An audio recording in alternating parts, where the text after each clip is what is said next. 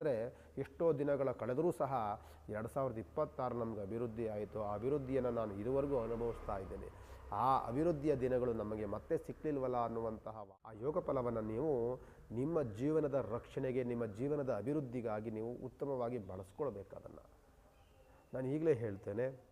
ಎಷ್ಟೋ ಜನಗಳ ಕನಸುಗಳಾಗಿರುತ್ತೆ, ನಾನು ಮನೆ ಕಟ್ಟಬೇಕು, ಇಲ್ಲ ನಾನು ಹೊಸದಾಗಿ ನಾನೇ ಸಪ್ರೇಟಾಗಿ ನಾನೊಂದು ಬಿಸ್ನೆಸ್ಸನ್ನು ಶುರು ಮಾಡಬೇಕು, ನನ್ನ ಅಭಿವೃದ್ಧಿಯನ್ನು ನೋಡಬೇಕು. ಅಥವಾ ಯೋ ನಮಃ ಶ್ರೀಮತಿ ರಾಮಾನುಜಾಚಾರ್ಯಾಯ ನಮಃ.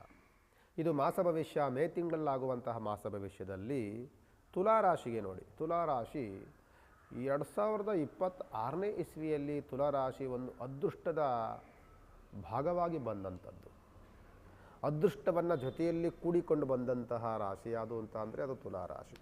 ಈ ವರ್ಷದಲ್ಲಿರುವಂತಹ ಅದೃಷ್ಟ, ಈ ವರ್ಷದಲ್ಲಿರುವಂತಹ ಲಾಭ, ಈ ವರ್ಷದಲ್ಲಿ ಮಾಡುವಂತಹ ಕೆಲಸ ಕೈಂಕರ್ಯಗಳು, ಈ ವರ್ಷದಲ್ಲಿ ನೋಡುವಂಥ ಅಭಿವೃದ್ಧಿಗಳು ಮತ್ತೆ ಹಿಂದೆ ನಿಮಗೆ ನೋಡಿರೋದಿಲ್ಲ, ಮುಂದೆ ನೋಡಲಿಕ್ಕೂ ಅದು ಕಷ್ಟಕರವಾದಂಥ ವಾತಾವರಣ. 2026ನೇ ಇಸ್ವಿ ನಿಮಗೆ ದೊಡ್ಡ ಮಟ್ಟದ ಲಾಭವನ್ನು, ಇದು ಸ್ಮರಣೆಯನ್ನು ಮಾಡಿಕೊಳ್ಳುವಂತಹ ದಿನಗಳನ್ನು ತಂದುಕೊಡುತ್ತೆ. ಸ್ಮರಣೆಯನ್ನು ಅಂದರೆ ಎಷ್ಟೋ ದಿನಗಳ ಕಳೆದರೂ ಸಹ 2026 ನಮಗೆ ಅಭಿವೃದ್ಧಿ ಆಯಿತು. ಆ ಅಭಿವೃದ್ಧಿಯನ್ನು ನಾನು ಇದುವರೆಗೂ ಅನುಭವಿಸ್ತಾ ಇದ್ದೇನೆ. ಆ ಅಭಿವೃದ್ಧಿಯ ದಿನಗಳು ನಮಗೆ ಮತ್ತೆ ಸಿಕ್ಕಲಿಲ್ವಲ್ಲ ಅನ್ನುವಂತಹ ವಾತಾವರಣಗಳ ನಿರ್ಮಾಣವನ್ನು ಮಾಡುತ್ತೆ 2026ನೇ ಇಸ್ವಿಯಲ್ಲಿ ತುಲಾರಾಶಿಗೆ.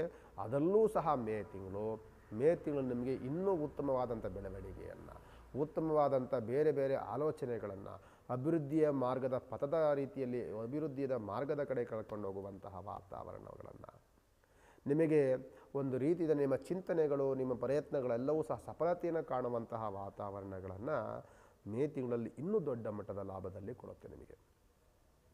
ನಾನು ಹೇಳ್ತೇನೆ, ತುಲಾರಾಶಿಯವರು ಯಾವುದೇ ಕಾರಣಕ್ಕೂ ಸಹ 2026 ಬಂದಿರುವಂತಹ ಈ ಅದೃಷ್ಟದ ದಿನವನ್ನು ನೀವು ಕಾಲಹರಣವನ್ನು ಮಾಡಿ ಕಳ್ಕೊಳ್ಬೇಡಿ.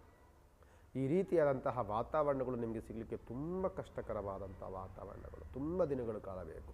ಆದ್ದರಿಂದ 2026ನೇ ಇಸ್ವಿ ನಿಮಗೆ ದೊಡ್ಡ ಮಟ್ಟದ ಯೋಗ ಫಲವನ್ನು ತಂದುಕೊಡ್ತಾ ಇದೆ. ಆ ಯೋಗ ಫಲವನ್ನು ನೀವು ನಿಮ್ಮ ಜೀವನದ ರಕ್ಷಣೆಗೆ, ನಿಮ್ಮ ಜೀವನದ ಅಭಿವೃದ್ಧಿಗಾಗಿ ನೀವು ಉತ್ತಮವಾಗಿ ಬಳಸ್ಕೊಳ್ಬೇಕು. ಅದನ್ನು ನಾನು ಈಗಲೇ ಹೇಳ್ತೇನೆ. ಇದರಲ್ಲಿ ನಿಮಗೆ ತುಂಬ ಲಾಭಗಳಿಕೆ ಇದೆ.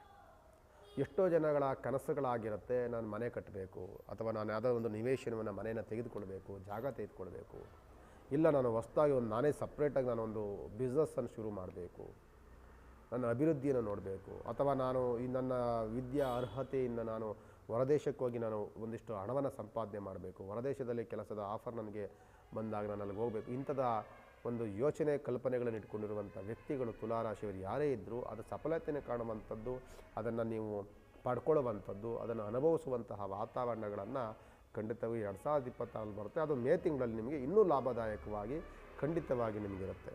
ಮೇ ತಿಂಗಳಲ್ಲಿ ಎಲ್ಲವೂ ಯೋಗ ಫಲವೇ.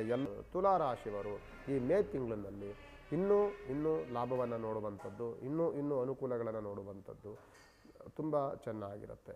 ಎಲ್ಲ ಕ್ಷೇತ್ರದಲ್ಲೂ ಸಹ, ಎಲ್ಲ ವರ್ಗದಲ್ಲೂ ಸಹ ನಿಮಗೆ ಉತ್ತಮವಾದಂಥ ಬೆಳವಣಿಗೆಯೇ ಇರುತ್ತೆ. ಈ ರಾಶ್ಯಾಧಿಪತಿಯಾದಂಥವನು ಶುಕ್ರಗ್ರಹ, ಯೋಗದಲ್ಲಿರುವಂಥವನು ಶುಕ್ರಗ್ರಹ, ಲಾಭದಲ್ಲಿರುವಂಥವನು ಗುರುಗ್ರಹ, ಅದೃಷ್ಟದಲ್ಲಿರುವಂಥವನು ಶನಿಗ್ರಹ, ಇನ್ನೂ ಉತ್ತಮವಾದಂಥ ಗಳಿಕೆ ಕೊಡುವಂಥವನು ಬುಧಗ್ರಹ, ಎಲ್ಲ ವರ್ಗದಲ್ಲೂ ಸಹ ಅನುಕೂಲವನ್ನು ನೋಡುತ್ತಿರುವಂತಹ ತುಲಾರಾಶಿಯವರು ಆದಷ್ಟು ಸಹ ಹೆಣ್ಣು ದೇವರ ಪ್ರಾರ್ಥನೆಗಳನ್ನು, ಕುಲದೇವರು, ಇಷ್ಟದೇವರು, ಗ್ರಾಮ ದೇವತೆಯನ್ನು ಆರಾಧನೆ, ಉಪಾಸನೆ ಅತ್ಯಂತ ಅವಶ್ಯಕ. ತಿರುಪತಿ ದರ್ಶನಕ್ಕೆ ಹೋದಾಗ ಅಲಮೇಲು ಮಂಗಾಪುರಕ್ಕೆ ಹೋಗೋದನ್ನು ಮರಿಬೇಡಿ. ಅದೇ ರೀತಿಯಾಗಿ ಮಂತ್ರಾಲಯಕ್ಕೆ ಹೋದಾಗ ಮಂಚಾಲಮ್ಮ ದೇವಸ್ಥಾನಕ್ಕೆ ಹೋಗೋದನ್ನು, ಮಂಚಾಲಯ ದೇವಸ್ಥಾನಕ್ಕೆ ಹೋಗೋದನ್ನು ಮರಿಬೇಡಿ.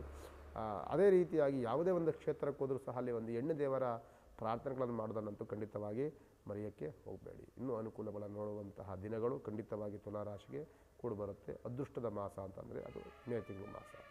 ನಮಸ್ಕಾರ.